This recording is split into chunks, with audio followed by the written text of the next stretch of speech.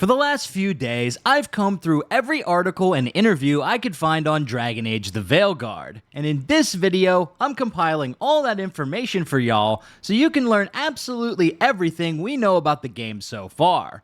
So without further ado, let's dive into the deets. Dragon Age The Veilguard is the fourth game in the Dragon Age series and a direct sequel to the events of Inquisition and the Trespasser DLC. The game takes place roughly 10 years after the events of Trespasser, and will see us traveling to a bunch of different locations throughout Thedas, including Ravain, Weishaupt, Arlathon, Minrathos, and the Deep Roads, to name a few. This will not be an open-world game, however. It will be a mission-focused RPG with some explorable zones and side content, but the developers wanted to focus on creating more handcrafted, meaningful content. Also, given that the plot is focused on the end of the world, they wanted to create quests that felt appropriate for the Veilguard. So in other words, as game director Corinne Bush put it, you won't be collecting shards in the hinterlands. I think this is a great decision. One of my biggest gripes with Dragon Age Inquisition is that it tried too hard to be Skyrim. BioWare wanted to create the biggest game they could with Inquisition,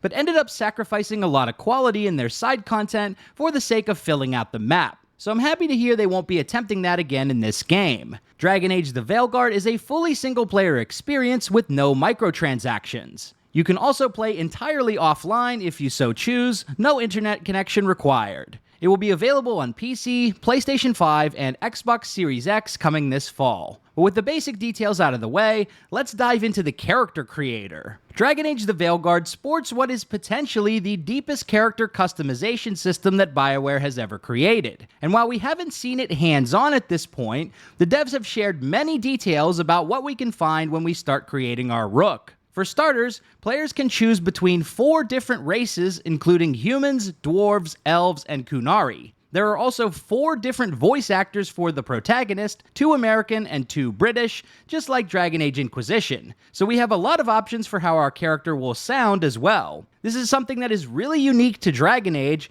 as most games will only give you 2 options at the most. But what about Baldur's Gate 3? Yeah, that ain't the same thing. Your character barely speaks in that game. So out of the RPGs where your character actually speaks their dialogue lines, Dragon Age provides the most voice options. And no, pitch shifting doesn't count either. I mean, come on, let's be real here. Players will also choose an origin story and faction background for Rook, which will have implications for dialogue and role-playing. There are 6 different factions to choose from, some of which are newcomers to the Dragon Age games. We've got the Antivan Crows, Shadow Dragons, Grey Wardens, Veil Jumpers, Lords of Fortune, and the Mournwatch. Factions will also grant unique buffs, including things like extra potion slots, increased damage against certain enemy types, etc. There will also be a plethora of customization options for appearance, including dozens of hairstyles, tons of skin tones, and a variety of sliders for body shape and tone,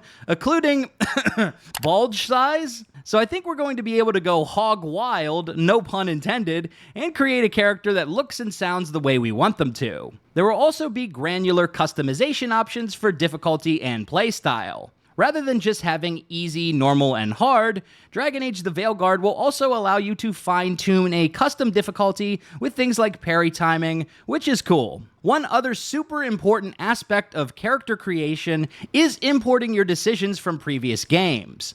You'll do this by walking through a series of tarot cards that display major choices from past games to set up your world state. If this is the case, it sounds like BioWare may be moving away from Dragon Age Keep, which is a standalone website where players could set up their world states for Dragon Age Inquisition. In an interview with IGN, game director Corinne Bush confirmed that Dragon Age The Veilguard would not read save data from previous entries, so past decisions will only be accounted for in this new tarot card system. On the one hand, it's nice that we'll be able to do all of this directly in-game without setting up an account on a separate website. On the other hand, I worry that some of those minor decisions from past games that could lead to unique dialogue might get completely lost in translation. But in any case, the most important thing is being able to account for past decisions in some way, so I guess we'll have to see what this tarot card system looks like whenever we see the character creator. Aside from background and appearance, we'll also obviously get to choose our class, either warrior, rogue, or mage.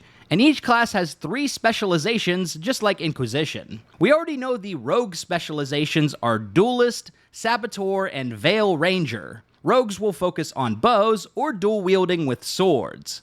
The warrior specializations are Reaper, Slayer, and Champion. Reapers, no, not those ones, have lifesteal abilities and some other insane powers. Slayers focus on wielding the biggest weapons, so that's basically your barbarian class. And champions are sword and board focused tanks. Warriors will either wield two-handed weapons or sword and shield. BioWare has not revealed the specific names of the mage specializations yet. However, Corinne Bush said in a Q&A that we could play as a necromancer, an elemental mage, or a combat-focused mage. She also unfortunately confirmed that we will not be able to use blood magic in Dragon Age The Veilguard. This was super disappointing to me, not gonna lie.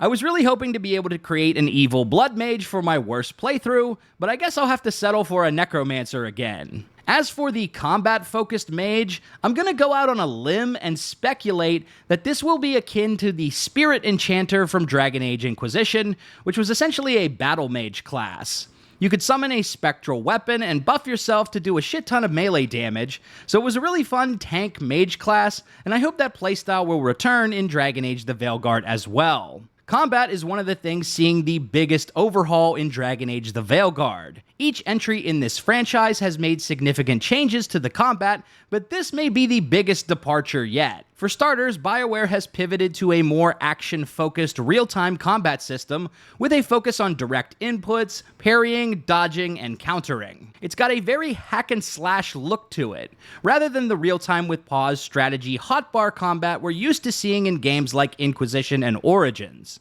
The party size has also been reduced from 4 to 3, Rook plus 2 companions.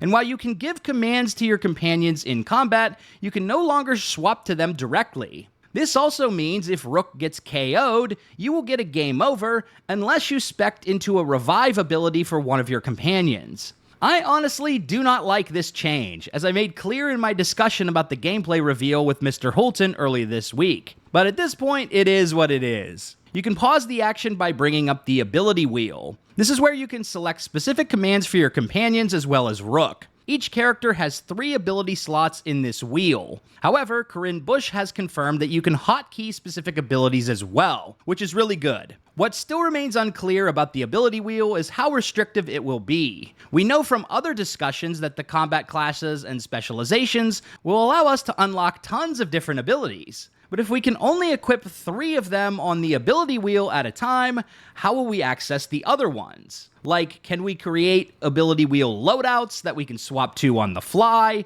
Can we map certain abilities to hotkeys and then map other ones to the ability wheel to kind of game the system and give us access to more abilities? Can we expand the ability wheel to have more slots as we progress in the game?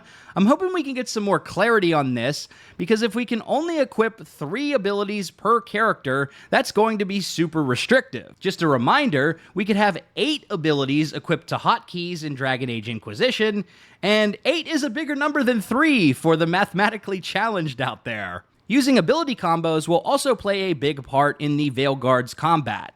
Certain abilities can synergize and create sort of elemental reactions that deal more damage. If you've played Mass Effect or Dragon Age Inquisition, this will be very familiar to you. One of my favorite combos in Inquisition was using Bless and Wrath of Heaven, which could create this big AoE explosion that dealt massive damage and stunned enemies. So I'm expecting something similar to that in the Veilguard.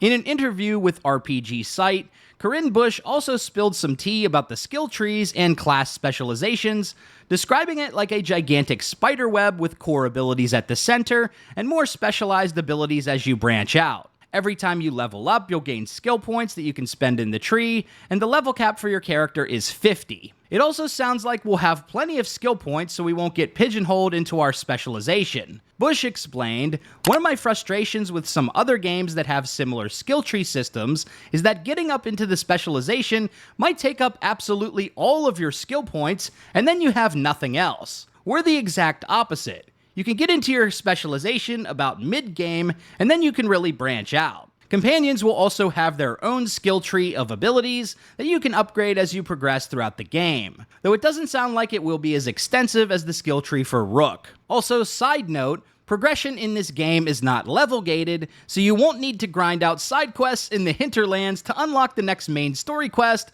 like some previous games in the series. So let's talk about the companions. Dragon Age The Veilguard features 7 companions who will join us on our journey. Balara is a mage, Nevgalis is a mage, Emric is a mage, Lucanus is a rogue, Davrin is a warrior, Tosh is a warrior, and Scout Harding, a returning character from Inquisition, is a rogue. In typical BioWare fashion, each companion will have their own deep backstory, motivations, and opinions. The devs have also suggested that some of your companions may potentially die forever depending on the choices you make. This definitely piqued my interest for my bald Rook evil playthrough. BioWare has also confirmed that all 7 companions are romanceable with no restrictions based on the gender or race of Rook. So for all the Kunari Inquisitors who got rejected by Cullen, this one's for you. Romance scenes will also get spicy, with nudity and other fun stuff that the Coomers will enjoy. Some past companions and important characters from previous games will also make a cameo in The Veilguard. We already know Varric will be around,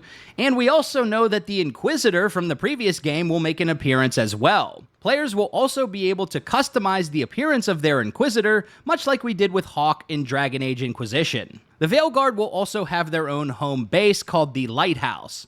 BioWare has been scant on details about the base so far, but they have said the customization and gameplay systems at the Lighthouse will serve a more specific purpose, presumably tying into the plot or gameplay in a more significant way than Skyhold did in Inquisition. Like, Skyhold had a lot of customization options like renovating a garden, but whether or not you did those things had zero bearing on the overarching narrative. So I'm curious to learn more about the Lighthouse. Oh, and apparently we're getting a pet griffin called Asan, and yes, you can pet and hug the griffin. There will also be a photo mode, which is pretty much standard for AAA games at this point. So there you have it. Absolutely every detail we know about Dragon Age The Veilguard so far. BioWare will be showing off more of the game over the course of the summer and fall, so I'll be sure to update you all in future videos whenever we learn more juicy details. Be sure to subscribe to the channel to stay up to date on all things related to Dragon Age and other RPGs. Big shout out to all the channel members for supporting my content. Until next time, this has been Big Dan. I should go.